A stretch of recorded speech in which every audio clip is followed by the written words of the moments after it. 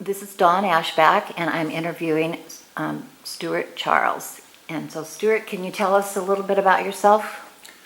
Okay, I'm Stuart Charles, and we've had a summer home up here since 1972, and in 2003 we moved up here full-time. My grandparents, my grandmother and her two sisters bought this land, 455 feet of frontage, in 1937, and then divided the property up between the three of them. And my grandmother, who was married to Otto Sutter, the Sutters got 140 feet, the Taylors got 130, and the Davises got 180, and the basis of that was actually the buildable site along the water, the hillside, and that wasn't considered. But the more flat land you had on the water, the less amount of footage you got. So Davises were pretty close to the cliff, so they had more space to build.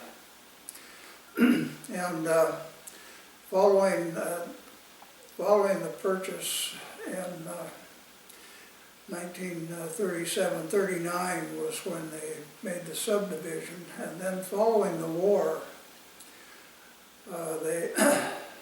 the developer bought the adjacent property, and there's the road, the only road coming down here at the time before the developer came along was down to the park, and then you drove through the park and along the waterfront. There was a single lane road that came into these properties. So the developer and the three sisters got together, and they created the road, and that was in 1947. And what's Agate Road was the road, and at that time when it was developed there was nothing down here, but Davises in 48 started to build their log cabin down there, and then we got a prefab that was built from Boeing excess from the war.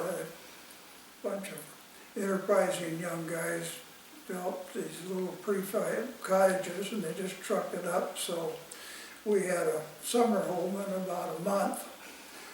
And then Taylors to the north of us, they started building a log cabin as well, but it took Frank Taylor quite a long time. The Davises, Katie and Ralph Davis, it was about a year and a half, maybe 2 years, and they had theirs completed. And they used theirs as a summer place, and we used ours as a summer place for quite a while. And ultimately, when Ralph Davis retired, they moved up here full time, and that was in the late 60s. Okay, so when, can you tell me when your family first came to Guaymas? Well, my grandmother and her three sisters are part of the Rogers family, and the Rogers came here in late 1890s, and in 1902 then they purchased property down on what we call the North Beach community, but it was a flat land running along the beach that they had a farm, and they settled there for some time, clear through the 20s, and I think into the 30s they were still occupying that land. And they used to have family get-togethers, and then, I don't know, 1907 or 8, I guess they had a celebration, a wedding celebration, and they had 32 Rogers over here for that. So I didn't, how they got here, well, they got here by boat, but whether they stayed overnight or not, I have no idea, but that's a lot of people. Beyond that, we built our place up here when my grandparents passed on. My my aunt and myself bought the Sutter property from the estate, and then we divided it in two, so each one had a 70-foot frontage. And then in 1971-72, we built a cabin up here about 750 square feet, and we used that cabin pretty much every summer. Arden would come up here with our son John and spend the summers, and otherwise we used it on the weekends. Then in 2003, when I'd had all the fun I could stand, I retired. And we moved up here in 2005 and then added another about 1,700 feet of building. And this became then our final residence. And we, this portion, we actually got from my cousin Joy Davis. She and Mary Davis, they inherited the Davises 185 or 180 feet, so they each had 90 feet, and Joy didn't particularly care to be up here, so she offered it for sale and we bought it from her, so that gave us the additional area so we could build this addition. Mm-hmm. And then when my aunt passed on, I got a hold of her property. So now we have about 230 feet of waterfront and 6.5 acres of upland. Oh, wow. But we may be currently, the Rogers family representatives are still here. The Davises, that group sold out, but that was bought by Dave Berenson, and the Berensons were part of Helene Taylor's. So Helene Taylor is a Berenson. Oh, I didn't know that. And then the Taylor's property is still owned by some of the Taylor grandchildren. So between the Taylors and us and the Berensons, the family goes on, but that's not going to last forever. Our son is on the East Coast, and his wife is a Southerner, so I don't see them coming out here. Oh. They'll probably sell the property. Yeah, yeah. Well, you've done well with it. Yes, You well, really we have. enjoy it. It's been good. Yeah. So did any of your relatives, did they ever, the ones that had the farmland or North Beach, did anybody farm there? Yes, well, it was supposed to be a dairy farm of some sort, but at the time, the only way you could get here was by boat. There wasn't any ferry, so if you're farming, you're pretty much farming in the rough. Mm-hmm. But they also had a boat, motorboat, so that they could get to Bellingham and to Anacortes. And then also there was a road from there to where the current ferry dock is, of sorts, and they had a horse and buggy arrangement so that if people came over on the short side of the island, they could carry them back across the road over here rather than come around the island Right. to this area. And I don't know, they weren't, my Rogers side of the family was Andrew Rogers. And he was not one of the Rogers, he was a relative of the Rogers that were here, but most of them came out from Colorado. But there were a lot of Rogers that came out here, and Andrew and his family were one of them. And Andrew settled in Anacortes. And then, as I say, one of the groups settled over here, and one was in Burlington, and one was in Friday Harbor, and other assorted relatives spread out everywhere. Oh my goodness. So when they had, do you know the years that they had the farm, the dairy farm? Well, the farm would have been from 1905 or 06, probably up to the 30s, 1930s. Wow. As much of record as I can find is, and I've got a history book of the Rogers. And the Rogers they started in Plymouth, Massachusetts, and migrated out here in the 1620s. But they came out in 1620s to the Pacific Northwest? No, to New England. Oh. And then as they started moving west, but they moved centrally down through Missouri and then up through Colorado, and they stayed in Colorado for some time. And finally, the late 1890s, Yeah, it says, yeah. 1900, they all migrated up here and ultimately in Skagit County. They knew where it was good. So they would take they sold milk. I'm getting, they sold it. Yep. So they sold it to Bellingham and I suppose, Anacortes. Yeah. That must have been quite a process. Well, when Reinhardt's were here, before folks took over that, we used to get, and then we had a cabin here, of course, in the 50s, so we used to get milk from them. Oh, is that right? Yeah, That's kind of fun. and Buzzy Reinhardt used to row down to what was called Dunthorne's at that time with milk. He was selling milk down there with the folks there. Oh, he delivered to Holiday Hideaway. Yep. Yeah. Oh my. Yes. Okay. Yeah, I've heard some stories about Buzz. Yeah. Yeah. Well, he was enterprising. He was a busy boy. Yeah, he had quite a sense. I knew him when he was much older. But he had quite a sense of humor too. Yeah. He could make anything funny, I guess I'd say. Yeah. So then they sold the dairy farm. Who did they sell it to? Do you I know? have no idea. Yeah. I tried to look that up. I couldn't. I assume Because Reinhardt. well, that's what I'm thinking because Yeah, I think they. that's the property that Reinhardt said. Yeah. I was thinking because Bud's grandparents I think moved in 1924 here because I think Claudia was born in 26. Well, that's kind of sweet. I actually did not know that. No. That your family owned it first. But I knew there was a dairy farm there, though. Wow. Good stuff. All right.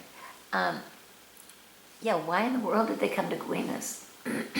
Well, again, any of the islands up here, that's the only way you get by boat. So you might as well be on Guaymas or Pajon okay. or.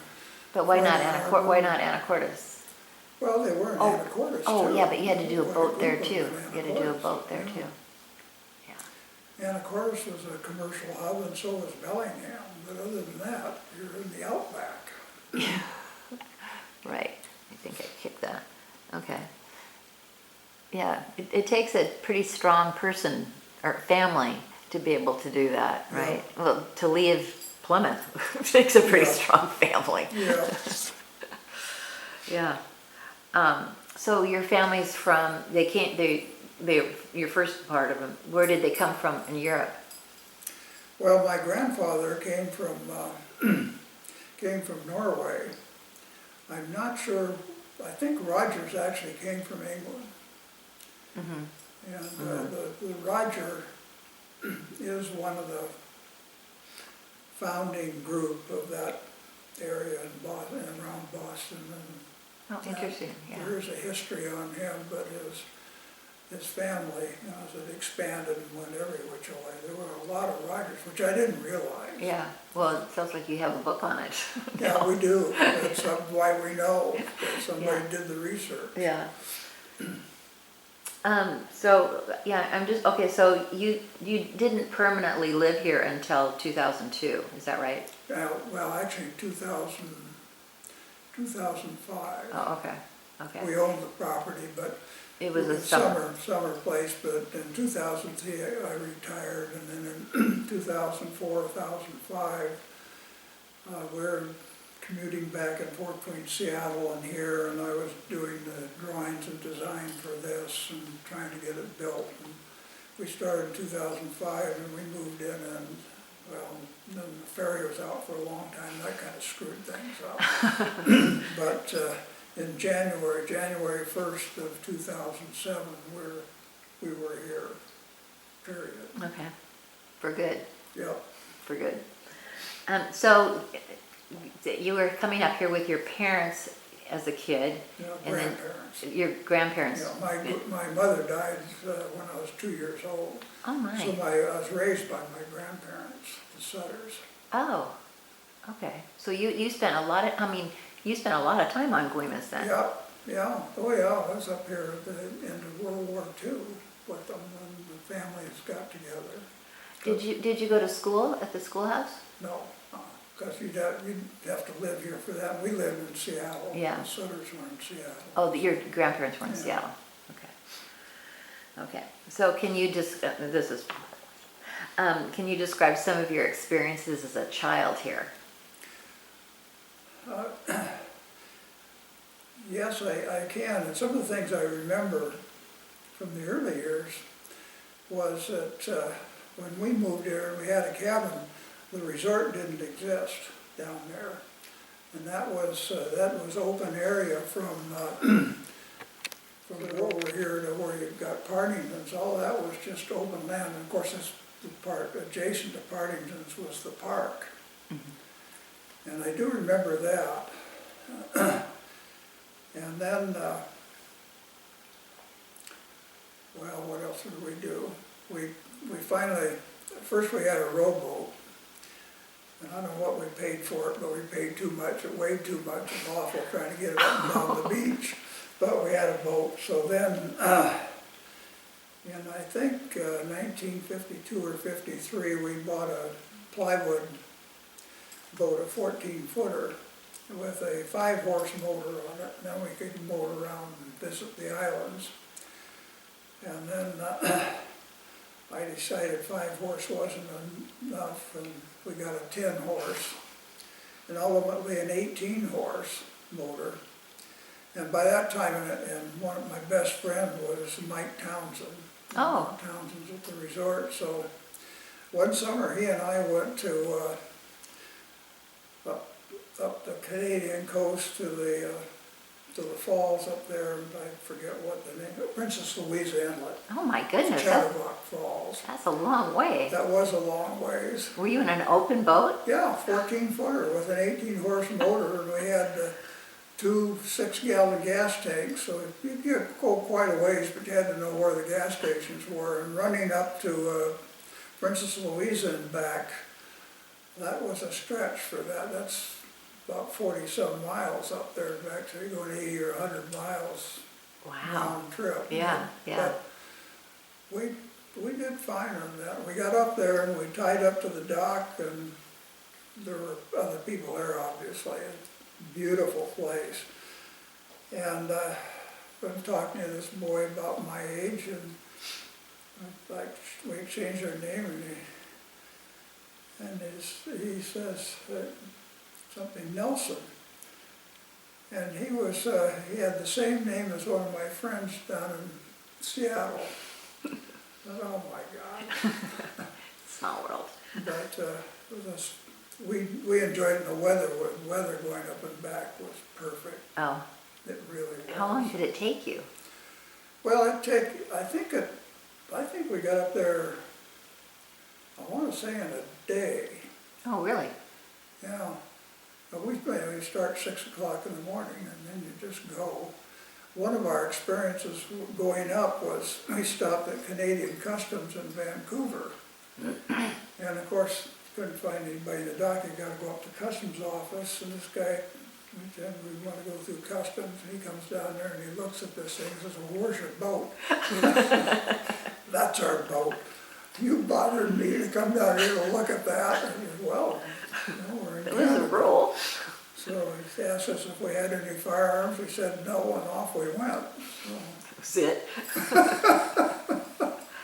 Wow, I can't believe your families let you do that.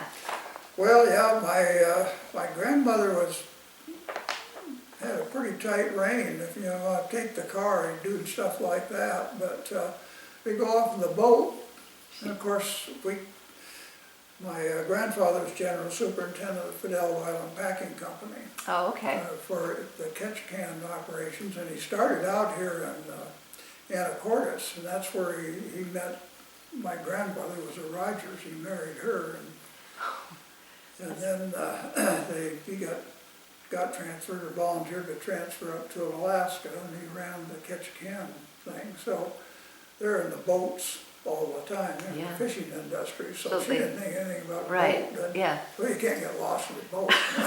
Just hug the shore. Hug the shore. So, Well, that's interesting about your Ketchikan. Did you ever go to Ketchikan? yeah, oh yeah, because my father was still there. but see, when she died, that was right at the start of World War II. And he was in no position to take care of a child, and he had a publishing company up there, and he was fishing too, so my grandparents took over, and then it just continued on from there. It was just comfortable for everybody, Yeah. and you liked it. Yeah, I think we've talked about this. Yeah, my mother was born in Ketchikan, and my grandfather was the fire chief. But I think we've talked about that. Yeah, small world. Yes, it is. Yeah. Crazy. So, so for you, I'm sure you've got a lot of memorable people. Like, what are some of the most memorable people in your family that are on the island that you remember? Well, let's first talk about your family. Like, who made the biggest impact on you?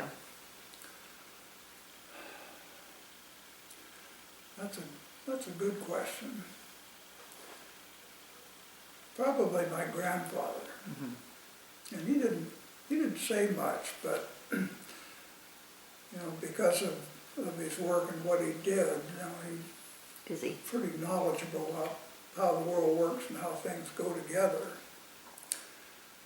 And of course my grandmother, she's basically my mother, so they had an impact. And then Ralph and Katie Davis. Oh, nice. We saw them a lot. Margie and Frank Taylor, they were fine, but they lived here. So the rest of us were down in Seattle. Davises were in Seattle, we were in Seattle, and that sort of thing. So that kind of went along with that. But, Well, that's pretty special, though. Yeah. I mean, yeah. How about on the island? The people that you knew on the island, who was memorable for that for you? Schultz. We used to get produce from Schultz. Marv? Yeah. And of course Townsend's. Oh yeah, for sure. For sure on that. And then who else? So when you came up to play, came up to on holidays or summers and stuff, you were pretty much on this side of the island. Yeah. Yeah, and that was all family. Yeah, which is kind of nice. Yeah. Yeah. So did you know like Tony Nazer or anybody like that? Yeah. Yeah.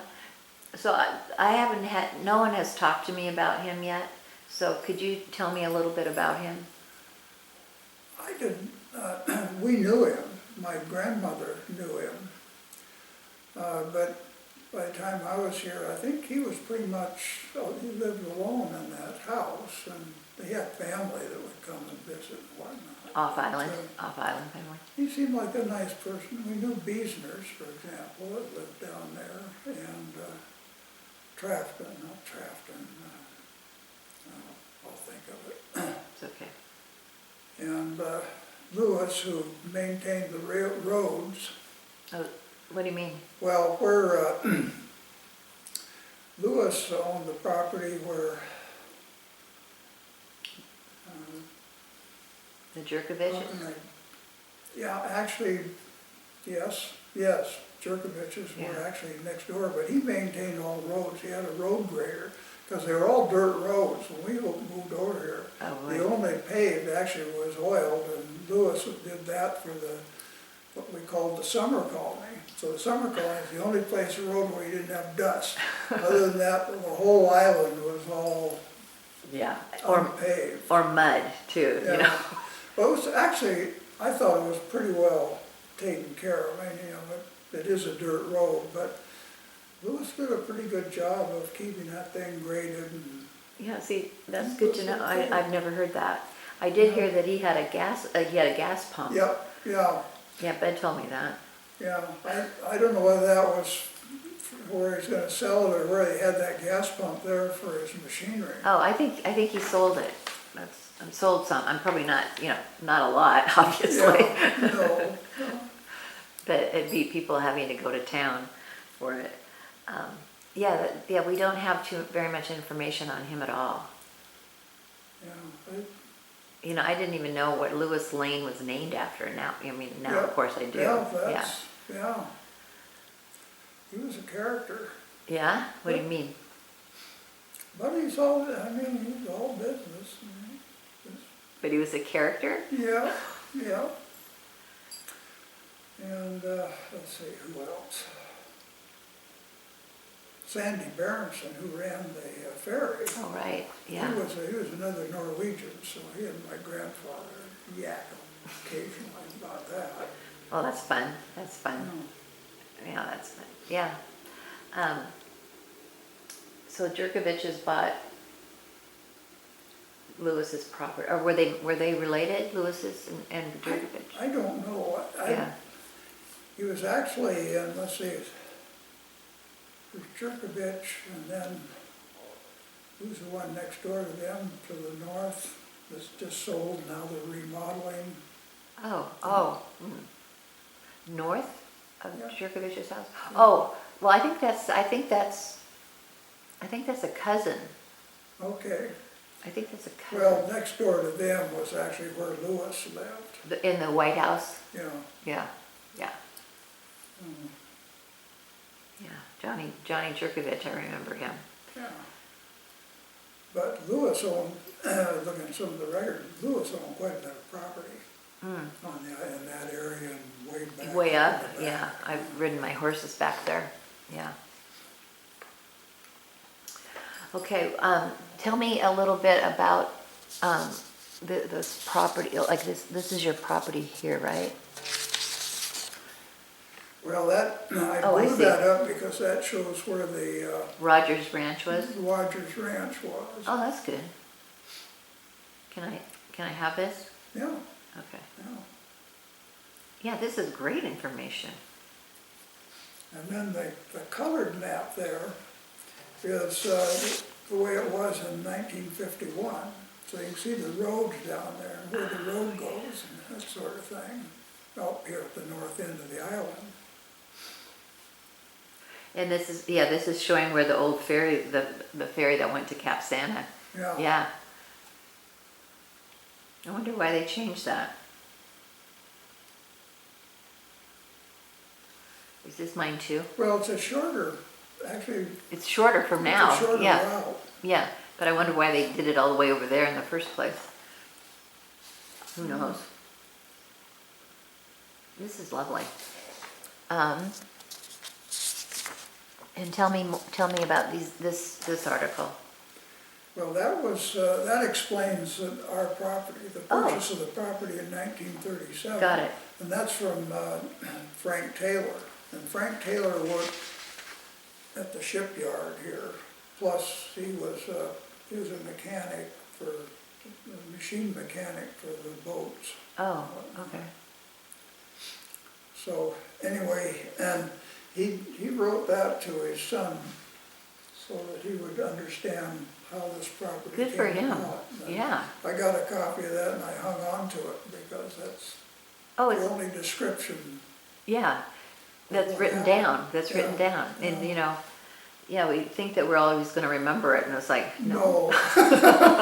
No. Sadly, no. So is this going to be for me? Sure. Yeah, because we have a real archivist. She worked at one of the universities and she lived in Thousand Oaks, so I'm not sure what university, but she was an archivist. So she loves this kind of stuff. And she's really, meticulous about where she keeps things. And so if you have anything else that you want for posterity, for like if some family member of yours wants to know something, this would be a resource. The Historical Society will be a resource for them. Like this will be available for your whole family to see forever. Yeah, which is nice. So is there anything else you'd like to share with me? You can give it some thought. You don't have to. Arden and I made a trip here to Ketchikan and back one summer in 1993 with our 21-foot Chris Craft. Oh, you did? Inboard, outboard, yeah. Took 3.5 days. Ooh, wow. Those Chris Crafts are nice boats. Well, this was plastic one. It was a nice boat. Well, it was a nice boat. Yeah, yeah. I mean, I know the wooden ones, you know, but I know that there's still. This was a fiberglass one. It had Yeah. a fuel-injected Ford V8 in it, and I'm not a big fan of Ford, and I thought, oh, this is going to be a problem. And then it had an OMC outdrive on it. An OMC at that time was the most unreliable outdrive between that And you're taking and this long. Mercury, and we're going 700 miles north on this rig. Well, as it turned out, one, that Ford, that 5-liter Ford was bulletproof, and the outdrive, even though it was an OMC, actually was a Volvo outdrive. Oh, Volvo yeah. was licensed or built it for OMC, and the outdrive never did have a problem with the outdrive either. You were just lucky. And had we gotten the Mercury outdrive, the Mercury outdrive that year was problematic. Oh, Who knew? yeah. You were under the happy cloud, the lucky Yeah, cloud. No kidding. And that was a good trip too. We hoped to see some wildlife, but and particularly wolves or bears. And we were in an area up the Inside Passage and Grenville Canal, and a low inlet where bears were kind of an issue. And we stopped there going up, we stopped there going back, didn't see a bear, didn't hear a wolf, didn't hear anything. And then we went down further and we stopped in this cove for overnight. And we got back up and came on further down, and we were talking to some people about that, and he says, yeah, the wolves kept me awake all night. What wolves? I don't believe you. Yeah. Oh dear. But that boat was good for us. We used to go over to Bouchard Gardens at least once a summer, sometimes twice. We'd have lunch there and go through the gardens and come back. All in one day? Yeah, we'd go there and have lunch, and then we'd stop at Roach Harbor and have dinner and come home. Tough life. Yeah. But you could run from Roach Harbor to here in about 45 minutes, so it wasn't. Right. Yeah. It was worth the stop. Yeah. So you probably ate in the old hotel part. I mean, they had a. Yep, that was a nice restaurant. It probably still is. But. They don't have the restaurant there. They have one. No, we had the one on the waterfront. Oh, off-site. The residence. Yeah. I think I might. Yeah, Bud and I spent one night there on our way to Canada for our anniversary. And we got to sleep and we had the presidential seat. So yeah, we did that once. Yeah, We got over that one. Exactly. Yeah. We did that once. Yeah. Yeah, we took it with a whole bunch of friends. We took a bike ride and we all decided we're going to stay there at the hotel overnight. And okay, we've done that. Yeah, got that off your list, your bucket list. Yeah. When the bathrooms are down the hall. Yeah. Yeah. That's a little rougher than what we're used to. Yeah. All right, thinking, so where did you meet Arden? I met her, we actually met in grade school, oral grade school. Oh my. Yeah, in the first grade. Well, we didn't actually meet, we were in the first grade together, but she didn't notice me and I didn't notice her particularly. And then she came back, her mother, they left for California, they came back, she came back in the sixth grade, but they had fifth and sixth grade, and then they had a sixth grade, so they had two sixth grade. Well, I was in the fifth grade, sixth grade group, and she was in the sixth grade, so even though we were there, we were not there. And then we carpooled going to the University of Washington, and she recognized me. She says, I think I know you. And then we just carpooled, and I was in the architecture department, and architects have they call a Beaux Arts ball every year. And one of the architecture students was a friend of mine. I know she was one of the other architects that asked her if she would go to the ball with him. Well, she didn't want to go by herself, and she knew Arden. And so she asked if could I take Arden and go with him. I said, yeah, we can try that. And the rest is history. That's great. And so she was in the art department. Yeah, she was in the art department. I was in the architecture group. But, Kind of a nice combination. yeah. You've obviously Actually, it worked pretty well. I couldn't, you get architects marrying architects, and that doesn't always work out very well. But if you get it an allied thing, it works. It works pretty well because you're not competing or getting in each other's way or disagreeing about a line. which way it goes. Which way a wall goes. That's right. Yeah, different worlds. It's different worlds. So when did you guys get married? Well, we got married in 1964, so this is 60th anniversary. This year was January. You already had it. It was in January. Did you get married while you were still going to school? No, I went, we would have gotten married earlier, but after I graduated from the university, they had the draft of the Vietnam War and all that crap, and I thought, I'm going to choose what service I'm going to be in. Before they tell me. I took the Coast Guard, and I took it in the reserve. I figured, I get called up, you get called up, but at least I'm where I want to be. Well, I didn't get called up, and it was you had a 6-month active duty, and then you had X number of years of reserve and all that sort of thing. And I thought, well, as soon as my reserve thing's over with, I'll be out. It's good, and I've got my license to practice architecture, and I'm working, and everything's working just fine. Well, the more I stuck with the Coast Guard, the more I liked it. Oh. So 30 years later, I retired. Is that right? Yeah. I went in as a seaman recruit and came out as a Coast Guard captain. But it was a good time. Oh, yeah. I told Arden, I could have done this as a career just as well as architecture. Yeah. It's a small service, so no matter where you are in the country, you get assigned, you're going to know somebody or people. Yeah.